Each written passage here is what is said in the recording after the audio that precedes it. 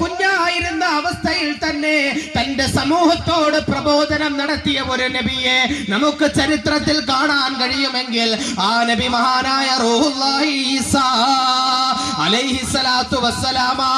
ഈസാ നബി അലൈഹിസ്സലാമയെ കുറിച്ച് അല്ലാഹു പറയുകയാ, ഈസാ നബി അലൈഹിസ്സലാം തൊട്ടിലിൽ കിടന്നുകൊണ്ട് തന്റെ സമൂഹത്തോട് പ്രബോധനം നടത്തി. എന്താണ് പ്രബോധനം നടത്തിയത്? ഖാല ഇന്നി അബ്ദുല്ലാഹ്,